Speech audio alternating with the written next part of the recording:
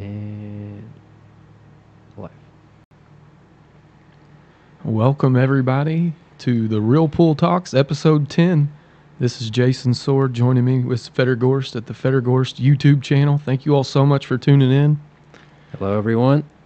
We have a lot of hot topics for you all tonight. I'm going to go over a quick list of some stuff that you can expect during this episode. Obviously, we're going to be covering the Las Vegas Predator events, the U.S. Pro Billiards Las Vegas Men's Open, obviously the World 10-Ball Championship. We'll talk about the tournaments out there at Griff's that's currently going on, the U.S. Open 8 and 10 ball, One Pocket and Banks. Big shout out to our buddy Collins with Post Up for bringing all that content to all the viewers for free. And if you did not see the announcement, Fedor is going to be participating in a practice session right here on Fedor Gorst's YouTube channel at 6 p.m. Eastern Standard Time tomorrow. You'll get to take a sneak peek into a day of his practice and what it looks like for him preparing for a major event. And he's actually going to be interacting with you all during the practice sessions. You want to make sure you do not miss that, and you get to see how he prepares. Obviously, we'll be talking about a lot of the controversy out at the events, and then also the WPA lifting a ban and some of Fedor's thoughts on that.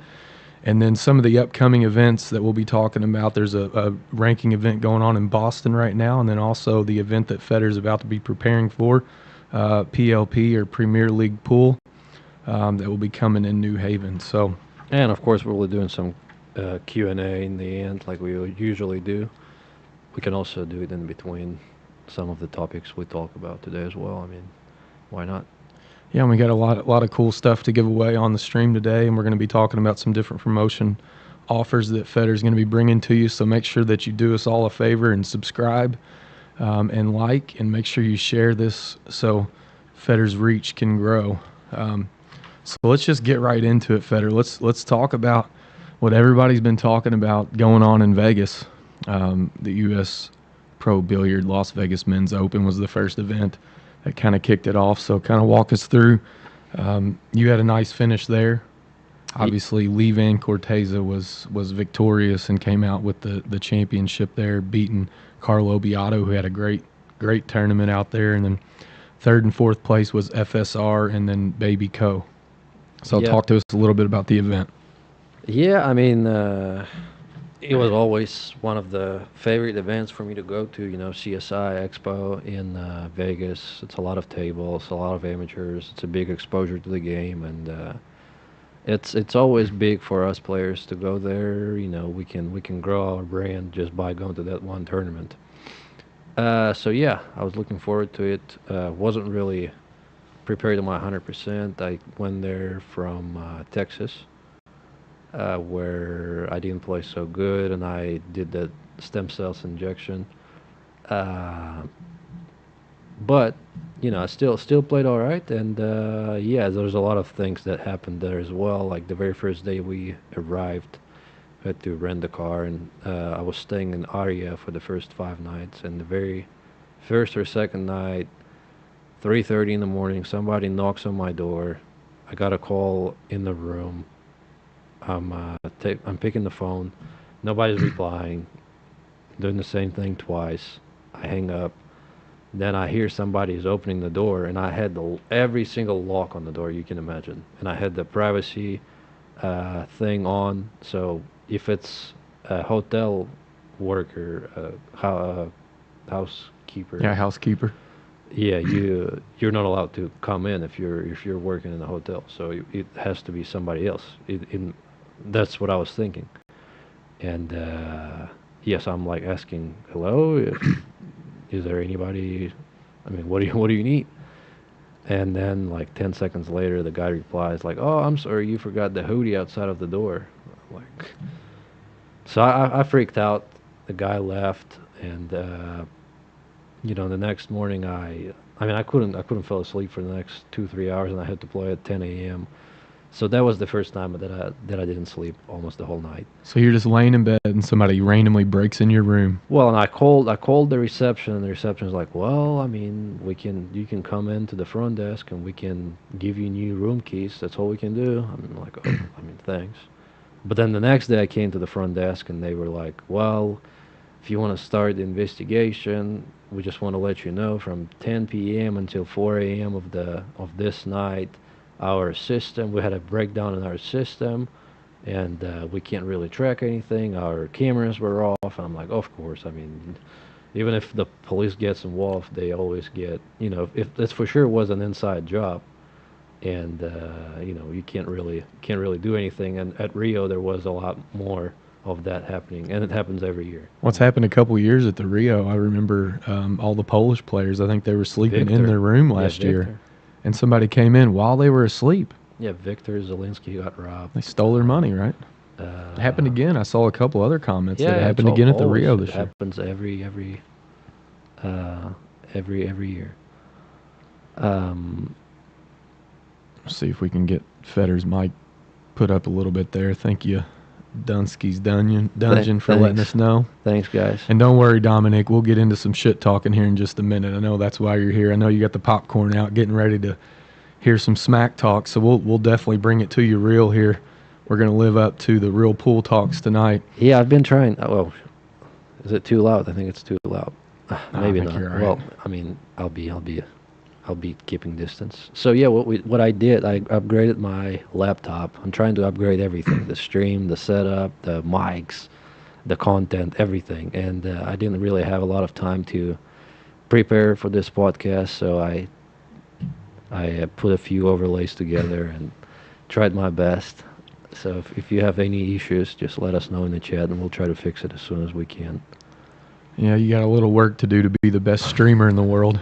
Well, I'm learning. Yeah, I'm you're trying. learning. You're learning quick. A man of many talents is Fedor Gorst. So, obviously, that kind of kicked off, and then the World 10 Ball Championship, 250,000 total payout, 64 players. There was a ton of controversy about a lot of top players not being invited. Talk to me a little bit about that. Well, there was definitely a lot of, bashing of Predator tournaments on Facebook, and it all started, in my opinion, with EPBF involvement in the tournament. EPBF is a European Pool Billiard Federation, and they started working with them, I believe, in Austria. So the refs were invited to do the job and run the tournament for the World 8 Ball, and even back then there was some like things that didn't really make sense. Like I was playing the very first match against Stephen Holm on the TV table. I'm winning the match, and right after the match, the ref. Well, the very first thing that happened to me in Austria was the ref. When you play on the TV table, you're not allowed to touch the balls before your leg. So Right, so they set the balls. If the referee sets the balls, you're not allowed to touch the balls. Of course, all the pool players, they're touching the balls because, you want it to be... You like the lag from a certain Well, position. sometimes you want to put your elbow on the rail, or I don't know. Some players Right. have their preference. And, the players are moving balls, and I saw a lot of calls where the ref was like, well, that's a loss. That's a loss of a break, and, the players starting to go nuts. And it happened to Chen Junlin multiple times where Chang was like, I'm ready to quit. Chang Jung-lin's always in the middle of some Always. kind of He's always- controversy, he's but always- I don't get it. He's always there. But yeah, And it's always stupid stuff. Usually when it happens, it's not really his fault. It's just some kind of goofy call. So no, and then there's always people who get in there on Facebook and trying to defend this bullshit, saying, well, the rules are created for them to be followed, and probably some old dudes. They're like, yeah, but they're just terrible rules. Let's just call it what it is. it is right? terrible Like, rules, and that's another topic where people are trying to defend EPBF. They're just trying to follow WPA rules, which is true. But we're all human. We all understand what's going on. But after talking to a few referees, I don't think they do understand. So Yeah, they don't understand. They don't have enough knowledge of the game. They don't understand what it is to be a professional pool player. So they don't have the ability to use any discretion. right. And so another thing that happened in Austria, right after my match, I beat Stephen Holm on the TV table. I was using my baby powder. I was powdering my chin as usual. And the Let's ref, hope it was baby powder. the ref comes in and she says, I just want to let you know, I didn't give you the warning, but next time you use that white powder, I will have to disqualify you. So she's going to disqualify you for using baby powder on your chin. I was playing bad. I'm on half tilt already just because of the way I played, and I missed some balls, and she came to me. I'm like, what if I use the different color powder? She's like, well, then you're good. So you just can't use white powder. Yeah, because I guess it's stated in the rule that you're not allowed to use any white powder or something like that. I mean, that's Euro Tour rules. That's another story, the Euro Tours and all that. But I mean, I went on Jill. I went to the tournament director, and I was like, "Can you please explain to me? Because I think it doesn't make any sense." I was using baby powder. I explained why I'm using this. I'm not trying to, live the mess. I'm not trying to, pull any moves and You're not trying to make the balls grease the skid. balls or something. You're just trying to keep your chin. Yeah, I'm trying to keep get your the chin from getting all roughed up, right? Well, no, I'm just trying to create the friction better so the cue slides. I'm always trying to slide my cue over my chin, so it's always touching. And whenever I use another brand of shaving foam, sometimes it vibrates, and I mean, it's. If I'm you, if weird you about haven't it. paid attention to Fedor, if you haven't watched him in person, it looks like he just got done eating a funnel cake at the end of every match because he has white powder all over his chin. But WPA ain't having it. No, No white powder for you. so- You're gonna have a rash on your chin, son. Deal So with after it. I went off on them in Austria, they're like, "Okay, you can use the powder. It's okay. We understand that's nonsense." So I'm like, "Okay, thanks." And then there was a few other things in Austria where you make the last ball, the 8 ball, and then the cue ball is rolling and like barely moving, and somebody's trying to touch a ball and grab it out of the pocket. I think it happened to Chang as well, and they call it a loss of a wreck. So if you grab the ball out of the pocket before the last ball stops rolling, Yeah, you lose the game. yeah. Well, I mean, that's Just make the ball and sit down. but right? that's the only rule that happens on the TV table. On the outside tables, Oh, so there's a different set of rules. yeah. But well, and then the tournament director says, well, I mean, it's always been like this. We have the shot clock on the TV table, and we don't have a shot clock on the outside tables. And I mean, What's the shot clock have to do with grabbing a ball after you've deposited the winning yeah, winning yeah. ball? I mean, it doesn't make any sense. But in Vegas, it was over the line. Like it was even more than that. So the refs came up. Well, first of all, EPBF, they have all the cards. Oh, look at that. We The got some green- cards. I don't have the green one. The This- green one is This is the like a softest. soccer game or something. It is. So what they do, the red card, I think that you get disqualified from the tournament. You have to do That's for using white chalk. that's for using white chalk and sniffing it. The yellow card is if you get 2 or 3 warnings or something like that, and it results in a loss of a match. And or some I may be wrong with that. And green card is like a warning, to where sometimes it's a loss of a game or something like that. So we have all these referees that don't know shit about pool. No, they pretend that, they're very professional in what they do because, they act that way as well. But they don't really understand the game, in my opinion, at all. Right. Like, in my opinion, they don't understand the game. But they know the rules. As that are written. the players know the game better than all the refs and tournament directors and organizers Right. by a mile.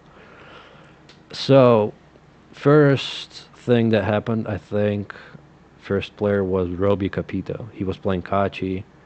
I believe he is down 2-3 playing first set, and it's best of 3 sets, races to 4. If it goes 1-1, it's a shootout because it's stage 1 of that Pro Billiard Series tournament.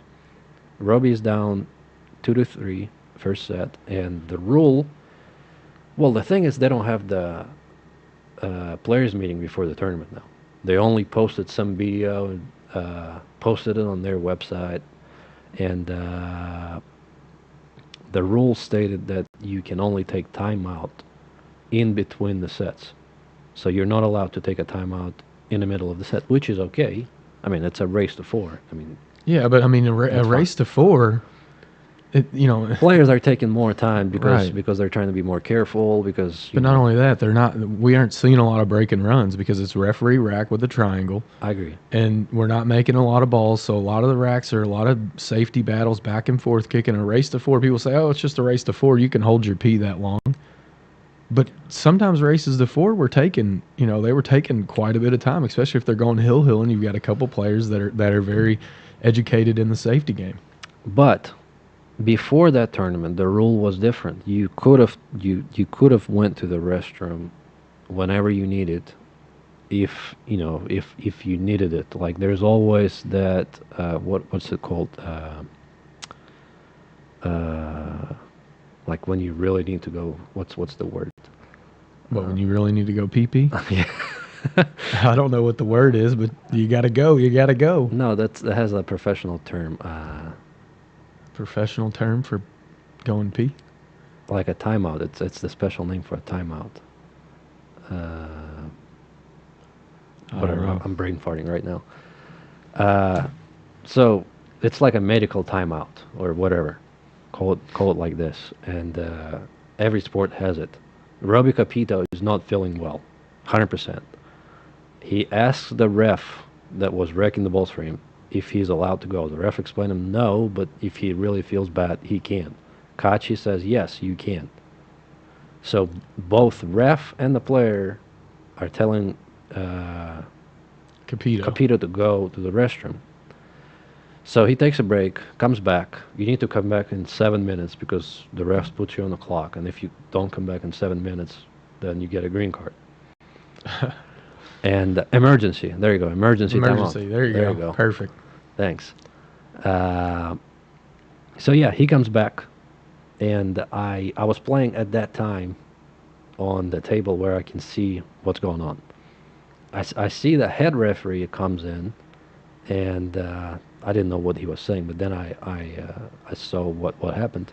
So the head referee says to Capito, I apologize for what the refs told you. He made a mistake. You're getting penalized for your timeout. I'm giving you a green card. You lose this rack, so you lose a set. You lose the set. And the break in the second set. So you lose a rack in a race to 4, and then the next race to 4, he gave up the break. Well, yeah, I mean that's insane. If that would have happened to me, I would have broke no down. way that I'm not breaking down my cues. I'm going to stone cold Steve Austin that head ref. That's what I'm going to do. I'm going to put him right on the table. And I mean Capito actually, I mean he was on fire. He called his manager, and they tried to discuss it with the refs, and the refs were like, no, there's the rules, blah blah blah blah blah, and all that. Like they're like robots. We're following the book. Here's how it's going to be. So the dude's got diarrhea. Well, he's got to run to the bathroom because he's going to shit his pants. I think that's what actually happened. That's what I'm saying. And like there's no discretion. I'm literally, if I sit here, I'm going to shit on myself, or I need to go to the bathroom and I'll be back before 7 minutes.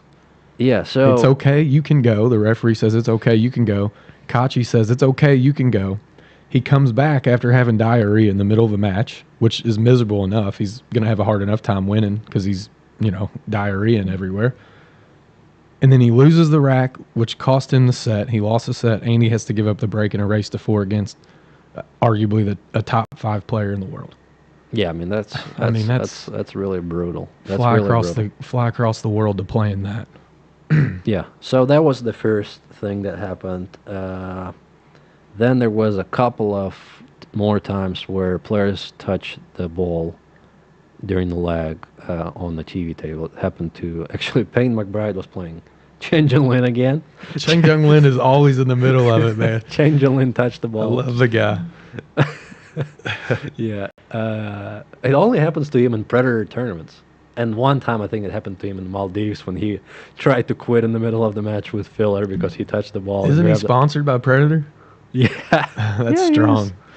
But it doesn't. That's the thing that's most people don't understand. It doesn't have to do anything with Predator. Predator just hired those refs. I mean, yes, it's their mistake that they let those, organizations get involved, or they're using the WPA rules. That's their mistake that they let the rules as shitty as they are being played. Right. It's a bad look for Predator. I mean, it is, but it's not really what they want. It's really not Predator, but It's the not point really. is, their name is all over everything. Yes, Their yes. name's all over the streams and all the videos that go viral, and it's just a bad look for them. Obviously everybody saw the crazy stuff that happened to Skylar, right? Well, Skylar, yes. Well, the Skylar's leg with Payne McBride was even crazier because Skylar lost a leg, or I think they relagged. So Skylar legs first, the ball reaches the rail, while Payne is still doing pre-strokes. So Payne hits the cue ball after Skylar's cue ball hits the rail. Skylar legs that perfectly, like freezes the ball to the rail, and the ref calls relag, or I think he even called a loss of a lag for Skylar.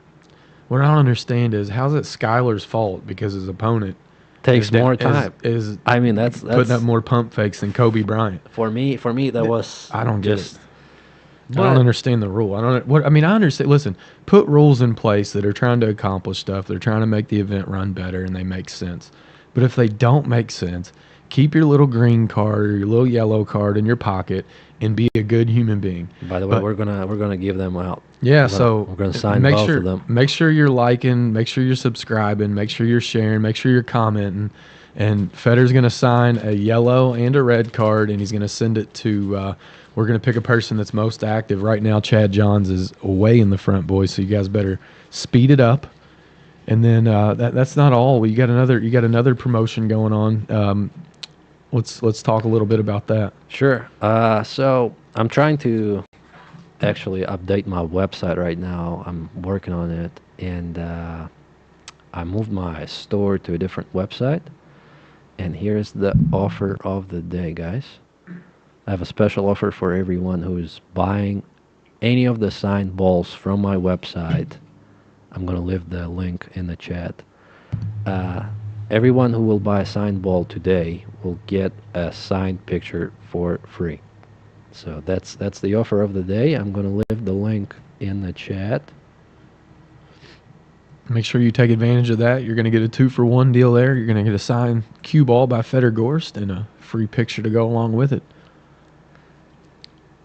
And then also make sure that you're interacting with us because he's going to sign that yellow and red card. He'll date it, personalize it, whatever you want him to do. And then also, Fedor, you're going to give away a cue ball, right? With a nice stand. Show everybody that nice stand you got. It's a diamond-shaped stand. If you've ever bought a cue ball and you don't have a stand for it, there's nowhere to put it. It rolls around. Fedor's got a nice stand for it to go on. He's going to personalize a cue ball and send it out to somebody tuning in today. That's actually one of the pictures that I can sign for anyone who buys any of the signed balls from my website today. He said, somebody said, can it be a signed picture of Christina? Settle down. Fedor's been working out. I'm telling you. He was working out this morning. I said, man, it sounded like he had Neil's Fine DJing for him down there. Yeah, I'm listening to some weird shit sometimes. Some techno or something. But it was a Brazilian funk. Well, I tell you what, another crazy thing about the World 10 Ball to talk about is the number one player in the world, Joshua Filler, goes 2-0. He lost to Alex Pagulayan, and then, believe it or not, Ruben Batista. Yeah, well, and let's come back to World 10 Ball a little bit later because that's another topic. Let me finish with the refs because that was all right. That was just part one of what happened, and we didn't even go to my story. And so Payne McBride was involved in 2 of the lagging situations, and then the next day I'm playing corner at Ushchishin, and I'm playing terrible. Like I'm playing really bad. First set I'm losing 4-1.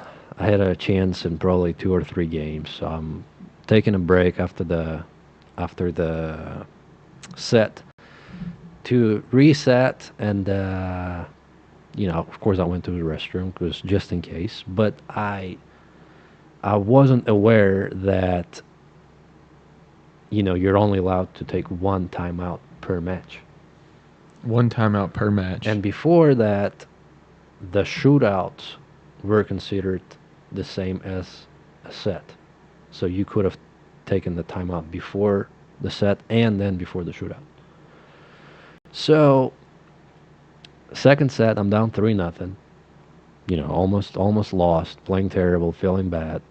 Conrad misses a ball, and I'm winning the game, and then I'm winning another game and feeling that I'm down 3-2 in a race to 4. Like, actually, when you're down 3-0 in a set, it's far away from over, far away. Especially in that format. With that format, usually, you're for a favorite, it's not as great because you're up 3-0 or up 3-1 and get slugged. you can get slugged and lose.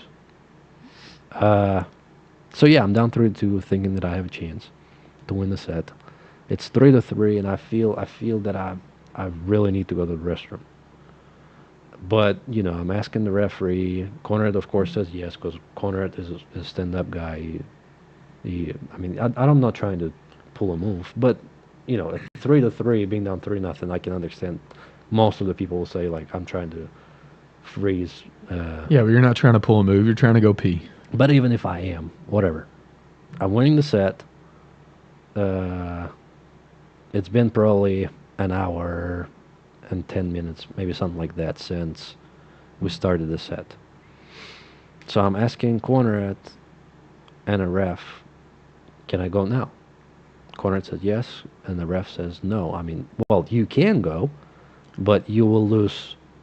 So I'm breaking the thirst in the third set because I won the leg in the first one. And that's actually when we played World Championships, because there was 3 sets from the beginning. And the shootout only if it goes 3-3 in the third. And the ref says, yes, you can go, but you will lose the first game of the first set, and you will lose a break. And I'm thinking to myself, there is no way I'm giving up 25% of the race and the break when I just stole the set. Like, I'm going to die, but I'll have to keep playing. Yeah, I'm not going to be able to run out. I've got to go pee. So we're starting the set. It goes really long. 1-0, 1-1, 2-1, 2-2. It's been probably 45 minutes. I'm sitting. Christina is on tilt behind me, trying to talk to the ref, and I actually called the head ref, and I was trying to talk to him. I said, well, please, let's talk like human and human, not like a robot and human. I'm trying to explain to you what's going on. I'm trying to take the break in between the sets, which shows you that I'm not trying to pull a move. I'm breaking first anyways. I'm going to run back. And then he stopped me. He's like, no, actually, you're not breaking anyways, because if you're taking a break, it's not your break. I'm like, well, thanks, buddy. I understand that. And then, just a few back and forth. And anyways, 2-2, Conrad sells out. And he already took a timeout before that, too. So both of us already took a timeout. 2-2. I'm dead out if I'm normal, if I'm feeling good. But I just feel that, that's the time for me to pull something. And I go to Conrad and I say, well, listen, if we both go to the restroom right now, we both lose a wreck, we both get penalized. I'm probably out in this wreck. So I would be up 3-2, guaranteed shootouts. If we both go to the restroom, we come back and we are probably forced to play a shootout after this because it will go 3-3. And he's like, well, yeah, of course. And we didn't even ask the referee because there was no point for me to wait and waste another 10 minutes of my life trying to explain what's going on. Yeah, but that's a good move by Conrad in that situation. Of course, because there is no way I'm winning the match like that. There is no way, because I couldn't. I was sitting and my legs were shaking. That's how bad I felt. And after the match, I felt really bad for another 2 hours. So both of you all get penalized, the rack, and you go to shootouts. Yes, so both of us. So I come back. You both go pee. Yeah, both of us get penalized. Okay. And then I saw the replay from the camera. Like, ref came to the head ref that was wrecking for us. He's like, they're both gone. They're both going to the shootout. That's impossible. And then he comes back, grabs all the balls. He's like super mad, like spots the 10 ball. And we come back and we're like, okay, if we go to the shootout, that's fine. And I missed first. Conrad misses the ball to win the match, and it went for like, damn, Shannon Askew with a 49.99 donation. Thank you. Thanks, Shannon. Yeah, thanks, Shannon. I appreciate it. We have a The stream goal didn't update though. yeah. so- We have that donation thing here. I'm not sure if it's working. I wasn't sure, but now I know that it doesn't. So I'll have to work on that for tomorrow's stream. Uh, so yeah. So Robbie Capito had a deal. Chang Jung Lin had a deal. I ended up beating Corner at 8-7 in the shootout. I felt really bad after the match for what happened because I wasn't supposed to win the match. I was supposed to lose 2-0, 4-0, 4-1.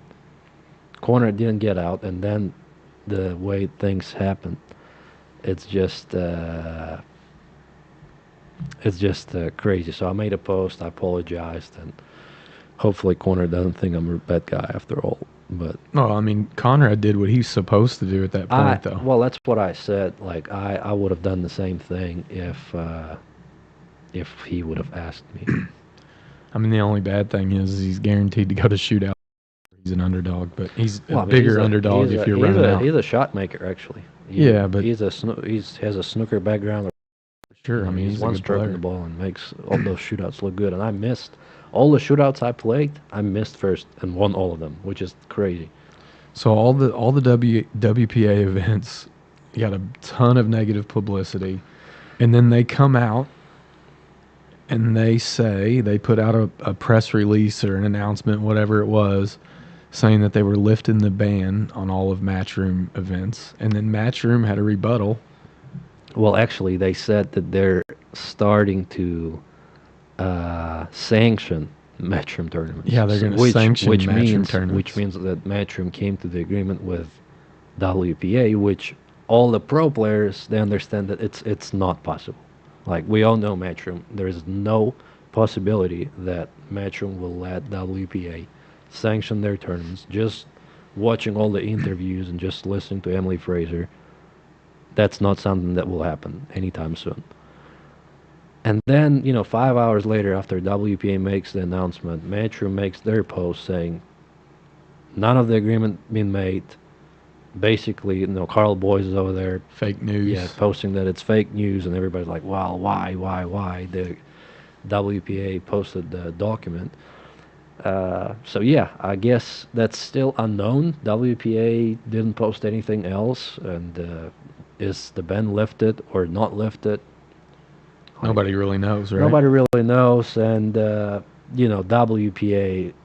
It's WPA is lucky to have Predator with them. Otherwise, I just don't see how players would support any of that. Predator does a lot for the sport. They're raising a lot of money, and they're trying to grow their brand as well. And players support Predator, but if it was up to players, nobody would support WPA.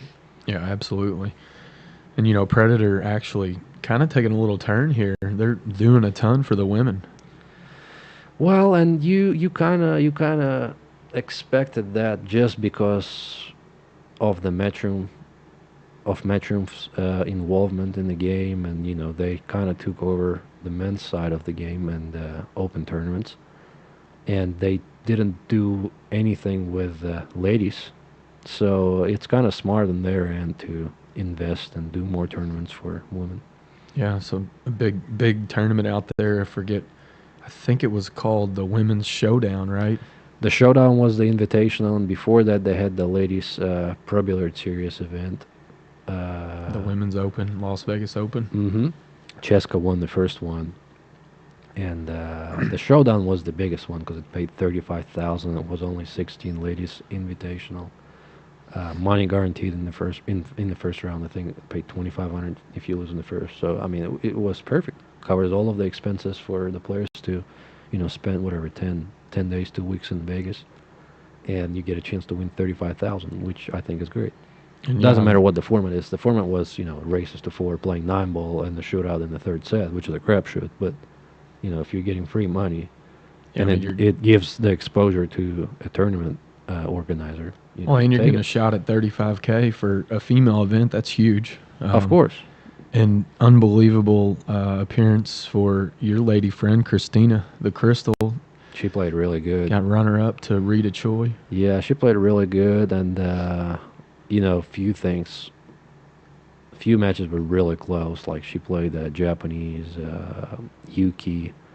I believe it was a round robin in stage 1, and that was the match to get out of the group. And she was down 3-1 in the second set, and she ended up winning that match in the shootout, getting out of the group, and then beating Siming Chang and Wei Wei to get to the finals.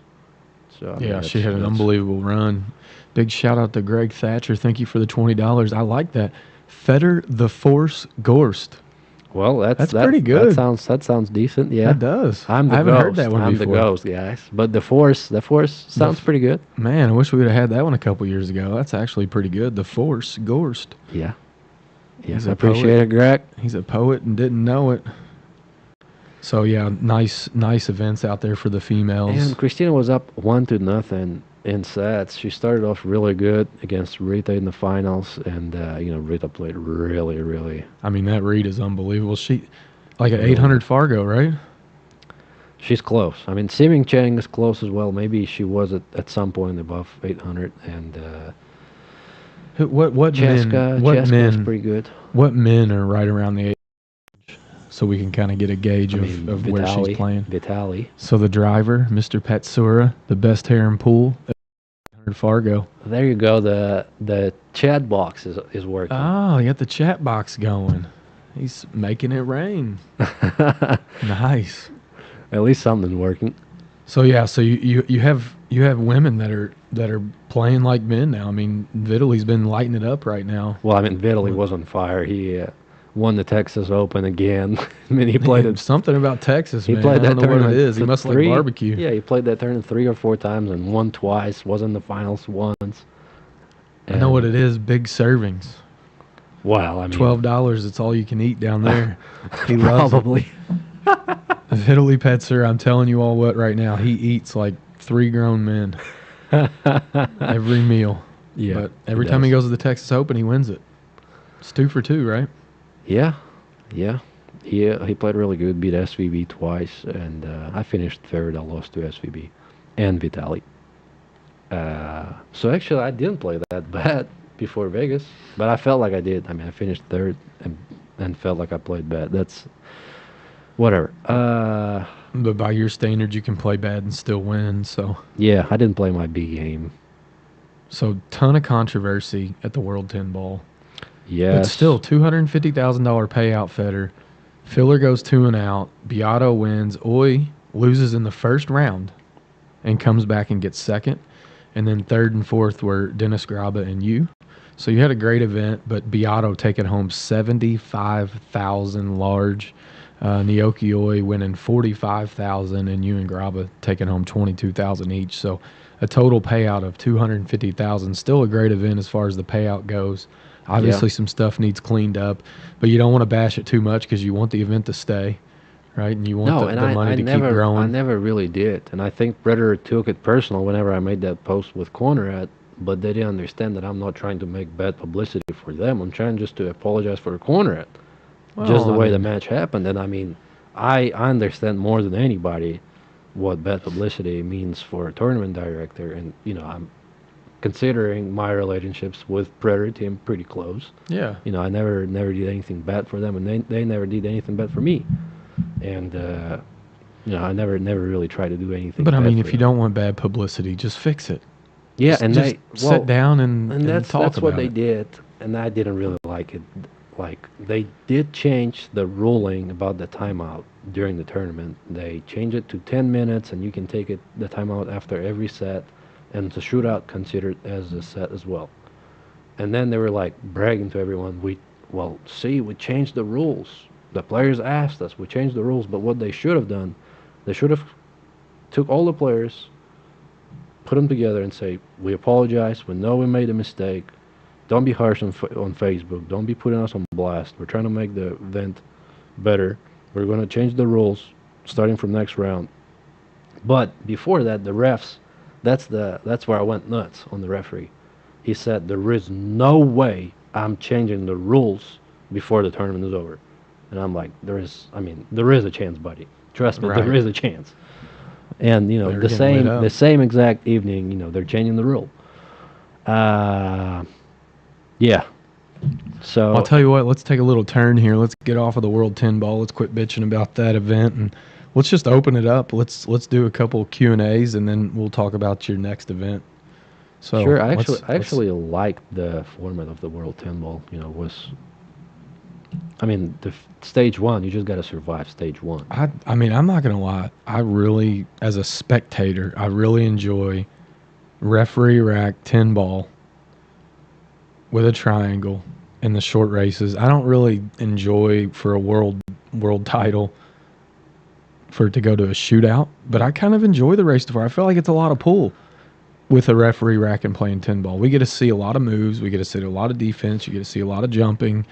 And then when you do get an opportunity, you got to run out and you get to see who can break with power. There's a lot of really good things displayed in that tournament. Yeah, So the format, the I only thing I personally like didn't it. like is, we had race to 8 in stage 1 and race to 10 in stage 2 years before that. And here they changed 2 or 3 weeks before the tournament was played. They changed the rules to 2 races to 4 and a shootout in third in stage 1, which I think is bullshit. Right. Or, third was, no, the third wasn't the shootout. It was the shootout if it goes 3-3. But still, I think that world championships should never be, the winner should never be decided by a shootout. I don't disagree with that. You can do it in Pro Billiard Series tournaments because it doesn't have Just the do same do the importance. best of 5 races to 4 Well, in the that's final 16. That's what happened. Yeah. Final 16 was best of 5 races to 4, and still the shootout if it goes 3-3 Yeah, the fifth which- set, which is That's really brutal. that's the most brutal way you can Right. lose. Just you're playing pool make for it- 4 hours and then go shootout. You miss one ball and Yeah. you're out. That's So let's see if we can grab some questions here. Did anybody put any in the chat? Let's see. Something interesting, guys. He says, Buddy, you're... Oh, Opie, Mr. Tyler Steyer in the chat. Buddy, you're definitely American now. Well, you've Well. helped with that. He went to the J. Diddy Pool School. Of course he's American. I have a diploma. He has a diploma in shit-talking now. Maybe a master's. We don't have any questions. Big Al says Predator tournament is the best for spectators. I agree, but you also, I think there is things that can be changed to not, to still be as excited for the spectator and not so frustrating for the player. And I think that's why the players' meeting should be in place before the tournament. That's where players and tournament organizers are talking about things like that. Fedor the Ghost Force Gorst. Well, it doesn't look like we have any questions, so let's just keep Well, it trucking here. They, Do we have any? I don't see any. who's your hardest opponent that you've had trouble beating the past year? Yap, probably. I played him the most and lost the most, maybe. FSR's up there. FSR, maybe. Filler, maybe. Yeah. All right, let's see here. Do you know anything about why Sky got drug tested? Well, that's another thing. They put EPBF and WPA on blast by drug testing Skyler right after the match. They've been doing it for 10 years already. They did it to you last year. That's actually the only thing that I don't mind about all that. Like, if they're doing a drug test, it has to be done right after the match is over, because it can be done before the match, because you can do something while you're playing during the timeout, and it can be done an hour after the match, because you can do something to You can run away. you can do something to change something in your yeah. blood or whatever. So it has it's to be done brutal. right after the match is over. And it happens in every other sport that's doing drug tested. Right after the fight or right after the match. Football, basketball, they're doing the drug test after the game is over. Yeah, I mean it's unfortunate that it has to be that way. Obviously, you get done, you lose in a thriller. You make a mistake, it costs you the set. They come up and grab you and say it's time to go pee pee in a cup. So Yep. you can't go pee during the match. That is why they won't let you take a piss in the middle of a set, because you might get tested afterwards, and they don't want you to be able to say, "Well, I just went pee." That's what happened to me against FSR last year in Vegas. Right after the semifinal, I actually finished. Now you remind me, I finished twice in a row. I finished third place in the World 10 Ball, 2 consecutive years. Whatever. I spent 4 hours in that drug testing room after the match. 4 hours. Trying to pee? Yeah. Man, you should have held it like you did this year. Well, yeah. I wish. That's what it is. All right, so I don't know. Do we see any other ones here? How would you have the invite for the 10 ball? So the first event was open. You could just sign up on usprobilliardseries.com, pay $370 or whatever the entry fee is, and you're in. But the World 10 ball, it's an invitational event, and I think it's 64 players, and it's up to the continents. Each continent gets a certain amount of spots, and also there is a wild cards in play. So, for example, EPBF, the European Federation, gets 16 spots, and then the Asian Federation gets another 16 spots. Then BCA, North American continent, gets, another 8, 10 spots, and then some Saudi Arabia and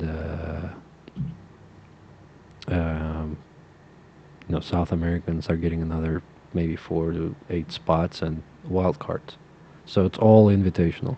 That's why the World 10 Ball had a weaker field compared to the Pro Billiard Series, just because of the South Americans, Saudis, and some of the players that were just invited for that tournament, or the Europeans.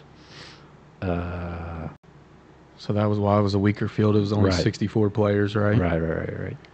Here's a good one. I don't know if you'll touch it, but we got to answer Chad Johns. He's always active in everything we do. He says, "What would your Mosconi team be this year, and who would you like to see as the captain?" You don't have to touch it. I can if you want, because I know it probably puts you in a tough spot. But if you want to, go ahead. I'm sure the viewers won't mind. I mean, the captain thing is always tough. I mean, the captain. Yeah, you can't say who you want to be the captain, because then if it doesn't come true, somebody's going to say, well, you wanted somebody else. You didn't want me as the captain. Right. I'm going to go out and say it. Johan should be the captain if we want to win. The American players need discipline. They need to practice, and they need to do it the way that Johan structures it and the way that he's done it. He produced wins for the United States. We haven't won since he left. And, he pulled off a couple miracles. He did. He won without you on the team. So for me, it's Johan. I don't know if Fedor can touch it if he wants. If I'm going to talk about the players who I would like to see on the Mosconi Cup for the best chance for us to win, it's obviously Shane, Skyler, and Fedor are the three locks. I would do anything in the world to see Justin Bergman come back to be the fourth. The fifth spot's always very, very tough for me. I think it just depends on whoever's playing the best throughout the year. I think there's, it's up for grabs, but it's definitely Oscar Dominguez, Tyler Steyer, Chris Reinhold, Shane Wolford are all in the mix. If it were me, you put a gun to my head. I'm probably going to take Tyler Steyer. It's probably the wrong pick. The right pick should be Oscar Dominguez, I think.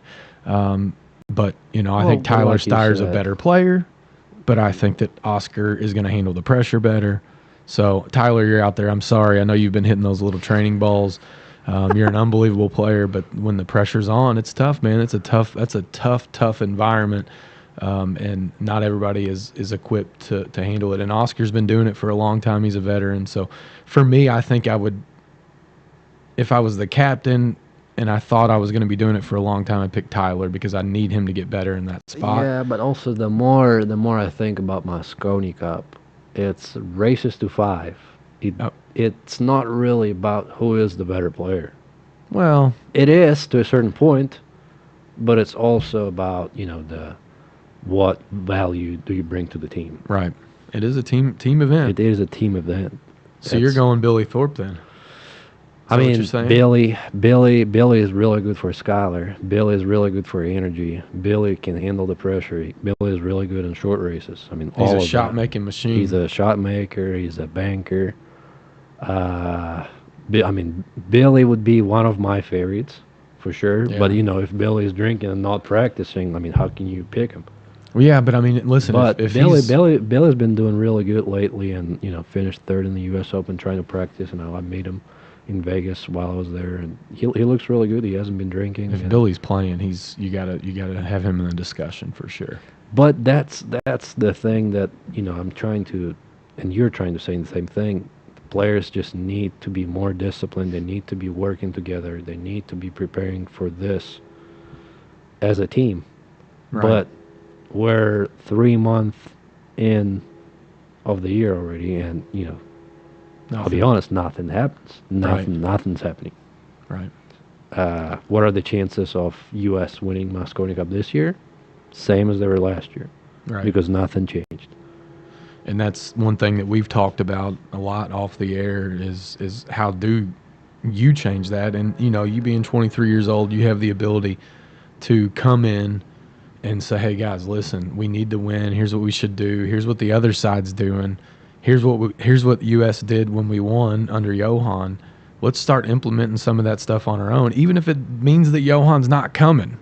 Let's do some of the stuff that we did or you all did when Johan was here to win. Well, and, I mean, it's not like we didn't. We were practicing last year before the event, trying to implement the same work routine as the Europeans do, as what I do, as what Johan was supposed to do. But it's a different level of intensity.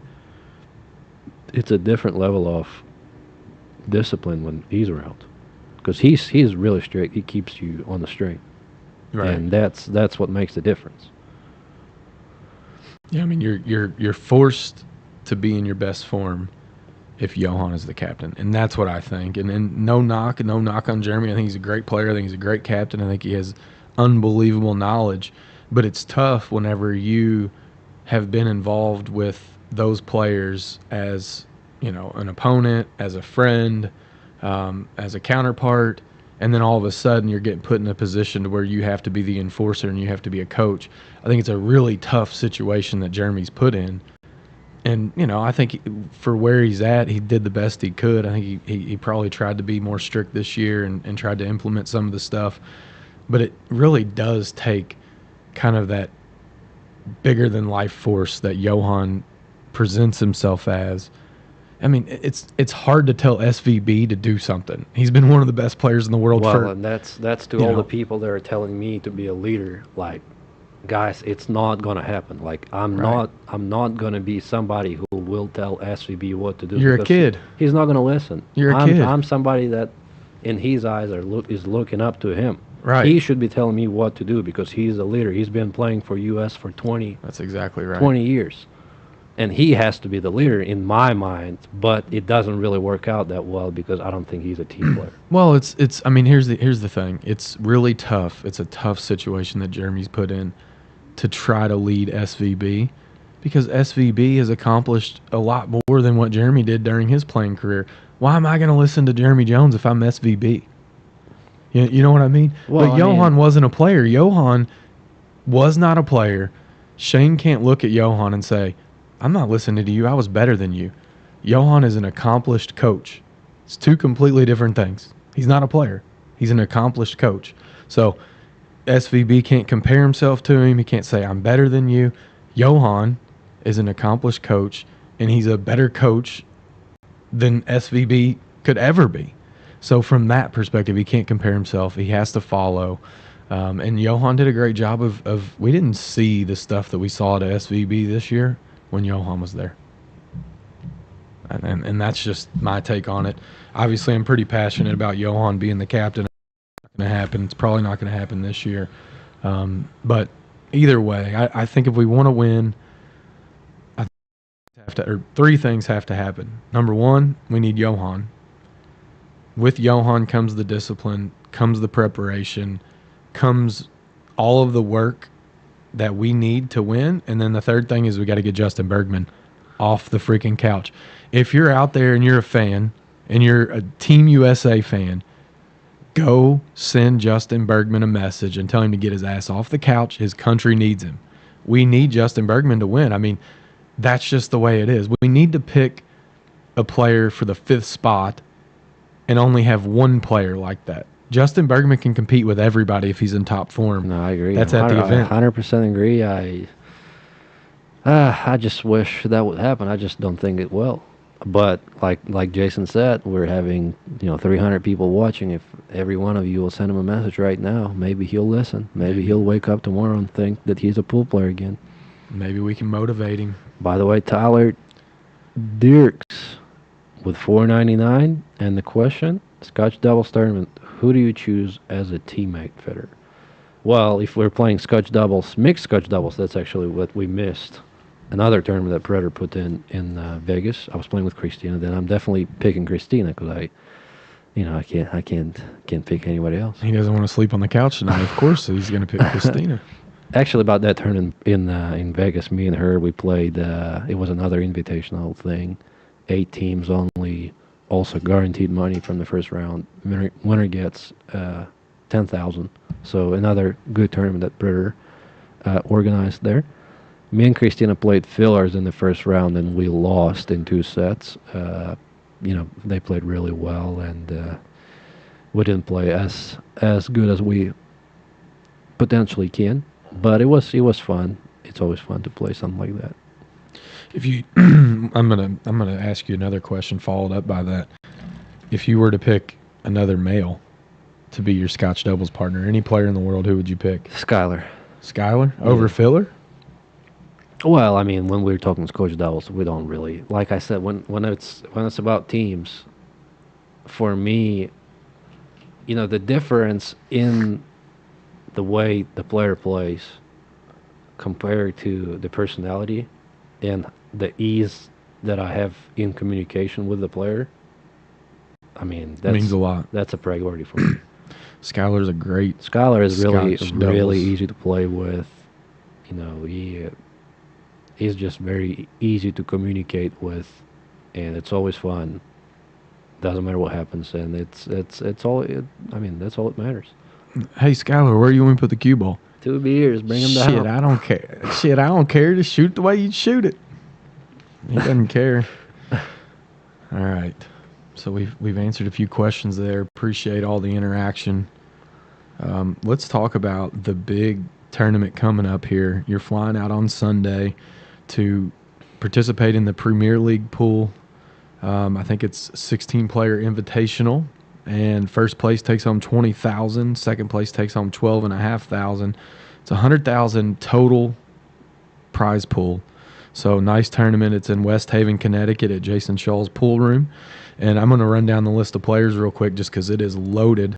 FSR, Shane Van Boning, obviously Fedor, both co-brothers, Baby and Big Co, Jason Shaw, Joshua Filler, Albin Ocean, Mario He, Sky Woodward, Dang, Michael Feliciano, and Bernie Regalaro. He's a young kid, right? Filipino. And then Win Tuan? Nguyen Antoine, yeah. That's the weaker Vietnamese. And then a most recent scratch, Niels Fine, is unable to compete, so David Alcady is replacing him. Yeah, Niels made a post. He has a pneumonia, unfortunately. For him, I hope he feels better soon. So just an absolute stacked field, though. Yeah. I mean, it doesn't matter. As it's supposed to be. I mean, it's invitational 16-player tournament by Matchroom. It's supposed to be stacked. Talk to us a little bit about the format. What can the fans expect in that? What's the races? What's the format? How do they play the Premier League pool? So it's a group format, 16 players, round robin. Each player is playing. Was it a storm outside? I guess so. Wow. Each player is playing 15 matches. What up, Enzo? 3 matches per day. So every player will play 3 matches.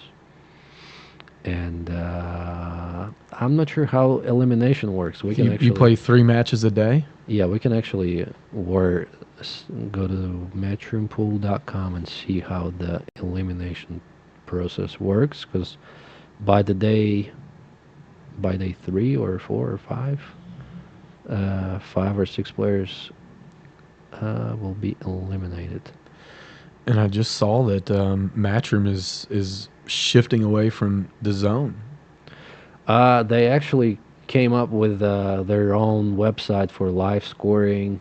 It's called VNT. It's Let like me see. $4.99 a month or $50 for the year, I think is what I saw. For the broadcasting. Yeah, I think that in the U.S. anyways, I believe. VNTLivescoring.com. I think that's what the new website is. So that's pretty cool. Maybe mistaken. I'm trying to find the format of this thing.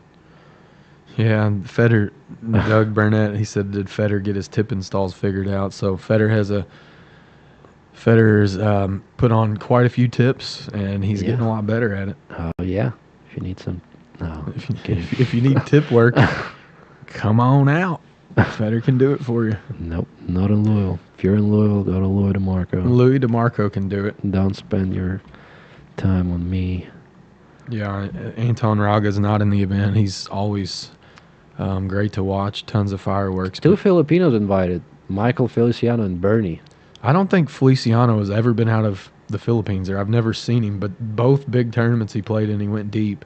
If you haven't watched Michael Feliciano, it's fireworks. Big old wild stroke and just gets it done though. Yeah. I played him in the finals in that Perry Open in Vietnam, and he played in every semifinal event that I've played in Asia the last year, I believe. So he does go deep in all of them. So I can't really... Oh, there you go. Maybe not. There you go. Format. Summary. No, Chad. We don't want any shafts. Fedor doesn't want to sign your shaft. Event structure. The group will be made up of 16 players, with players playing each other once every 5 days. Hold on, say that again. With player playing each other once over 5 days. The bottom 6 players in the league will be eliminated from the event. So you're going to play a round robin. You're going to play everybody, and then the bottom 6 get eliminated. After 5 days. After 5 days, they're going down to 10 players. Days 6 and 7, the remaining 10 players will play each other once, with the bottom 4 players in the league eliminated. So you go from 16 down to 10. And then from 10 down to 6. Okay. On day 8, the remaining 6 players will play each other once, and the top 4 in the league will contend the playoffs. So then is it still round robin when you get down to the last 4? The players will be awarded 1 point for the win. The group table standing. No. So the last 4 is single elimination. They do the semifinals and the final. So it goes from 16, you play everybody once over 5 days. They cut 6 players, so 10 are left. You play everybody out of those 10 players, and then they cut 4. And then you play the remaining 6 players, all play each other, and then it gets down to 4, and then they play from there. Single elimination. It's a pretty cool format. Arthur is coming with 2 $5. Appreciate it, Arthur. First question is, my favorite event is World Cup of Pool. Will it automatically be Shane? Shane and SVB for foreseeable future. Yeah, Sky and SVB. Meant to say Shane and Sky. My answer is yes. 99.9% is going to be Skylar and Shane. Yeah, you already said that you wouldn't take that spot, right? I wouldn't, because I didn't pick to be an American representative to steal from players. Yeah, you didn't do it to screw over Sky or Shane. No. So most likely, yes, it's going to be Shane and Skylar. That does suck though, because the World Cup of Pool, that means you're not going to play in it. No, and it's not like I played in it before. So Russians were not allowed in the tournament anyways. So. Yeah, but before you did play. I did play, but the world was different back then. And you didn't really have a chance to win though, because your partners weren't. No, we actually had a decent chance. Who did you have? I played with Sergey once. Sergey, yeah. And I played with Ruslan twice. With Ruslan, we didn't do good at all. Ruslan, you lost to like the Australians or we something, right? We lost to New Zealand. No, Australia. Yeah, we lost Justin, to Australia. Yeah, they put him on because he's pretty and he beat that ass. ass. The odds for them to beat us in a race to 7 in China were 13-1. Oh, man. I mean, whenever we saw that, we were thinking that we're playing 400 Fargos. Well, I mean, you could have done the Buddy Hall. You could have went and unloaded at the ticket window. Should have. Man, that's tough. Instead, we went to Korean barbecue after we lost. 13-1 favorites, and Ruslan spun you right out of it. Yeah, and with Sergey, we actually did decent, better than all the previous years. We beat the Team Switzerland in round 1 and lost to Japanese in round 2. But that was with the one ball on the spot, and I'm really curious the way we would have done with the new break format. But that's already gone. It ain't happening. Yeah. So I think we've covered all of our topics. Any other things that you want to discuss? Do you want to? Let's take just a moment and let's talk about your practice session tomorrow at 6 p.m. Eastern Standard Time.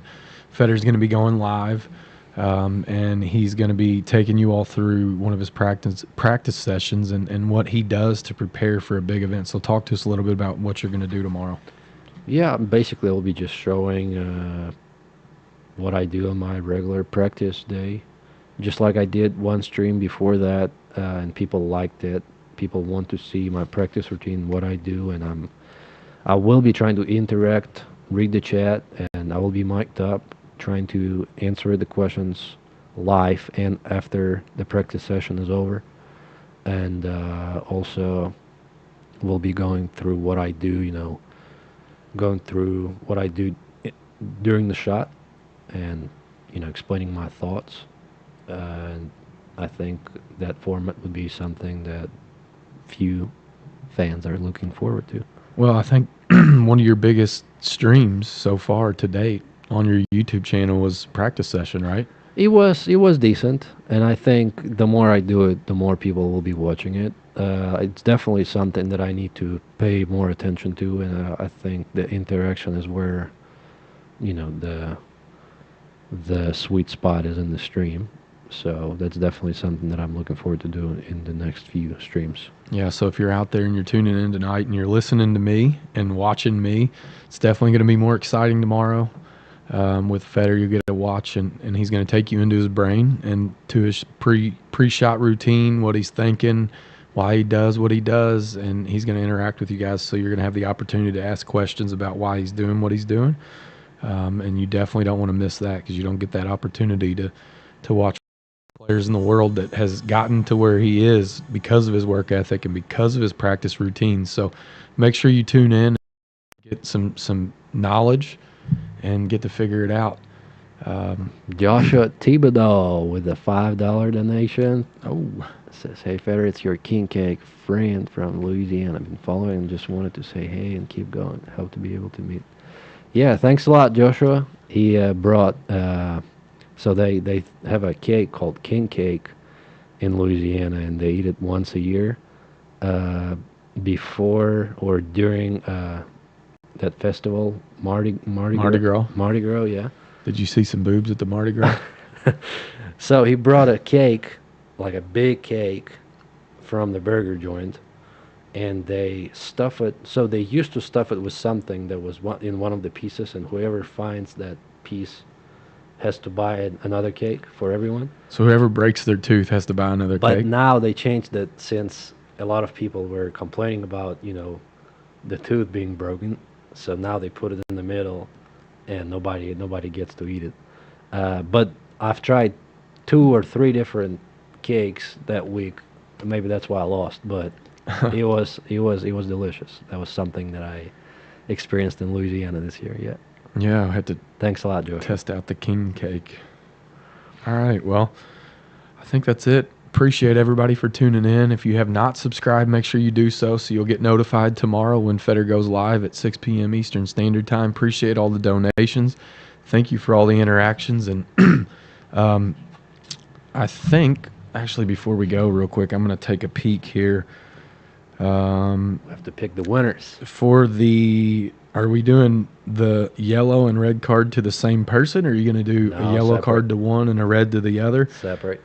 All right. Well, I'll tell you what, Chad Johns, you've been absolutely a monster this stream. He's definitely getting the red card then. So you pick. Chad Johns, interact with us right now. Would you rather have the red or the yellow card? Chad Johns will wait on you. And the other one, where was the $49.99? We got to give that one. Shannon Askew, you're getting the cue ball. You're getting the cue ball, Shannon. So make sure that you send Fedor a private message and let him know your Facebook. Send him a Facebook message and let him know your shipping information so he can get that sent out to you, Shannon. You're the winner of the cue ball. Chad Johns, you want the red or the yellow? 1 second, I'm going to grab the... He said red. Red, favorite color. You can watch Fedor sign them both right now. And Shannon, let us know if you want that personalized in any way. And the winner of the yellow card is going to be Ike. Ike is always on my streams. Ike is always interacting. So, Ike, you're going to get the yellow card. And Greg Thatcher, you're getting the picture. So, I want to make sure I make a note of all this so I can give it to Fedor. We got Greg Thatcher, who is going to win the picture. We've got Ike that gets the yellow card. We got Chad, who gets the red card. And we got Shannon, who is the recipient of the cue ball. So everybody, please make sure that you send Fedor a private message with your shipping information. There you go. Chad, your card is ready. Chad got the red card. Yeah, you're getting the red card. I hope you didn't get it because you had diarrhea, Chad. Can you imagine being in the middle of a pool match and you got to poop? Not just regular poop. You got diarrhea poop, and they tell you can't go. No, it's bad. That's terrible. I hate it for him. What would they have done if he'd just shit himself and just walked up to the table? Well, that's the question I asked the ref. I said, what if I pee myself right here? And he says, well, that's an appropriate behavior. That's a 1 rack penalty. A 1 rack penalty if you piss yourself? Yeah. And I said, but you can't go pee. And I said, well, what if I pee in a bottle? What if I bring a bottle with me? What if I pee in a bottle? He says, well, that's unsportsmanlike behavior as well. I consider it unsportsmanlike behavior, and that's a rec loss also. Oh, so if you pull out your Johnson and take a leak in the middle of the arena, you only lose a rack. I would have done it. As long as you don't go to jail. I mean, come on. That would have been awesome. Screw it. Here it is. You going to watch me do it, buddy? Let me show you how unsportsmanlike this is. All right. Cool. So we got everybody. Let me go over that again. Greg Thatcher. You got the picture. Ike, yellow card. Chad with the red card, and Shannon with the cue ball. Appreciate everybody so much for tuning in. And let's once again talk about the offer before while I'm signing the ball.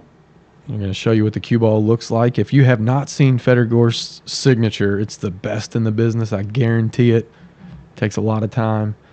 I think he was just sitting in Russia when he was 10 years old just practicing that thing because it is good. Show you guys. Show it. He's going to get up. He's going to show you that just like beautiful. On that picture. Just like on that picture. Right here. Just like on that picture. And this ball is going to... Shannon. It's a little blurry. Back it up a little bit. There we go. That's for you, Shannon. Appreciate the donation. Thank you so much for tuning in. And I will make the message on this side of the ball.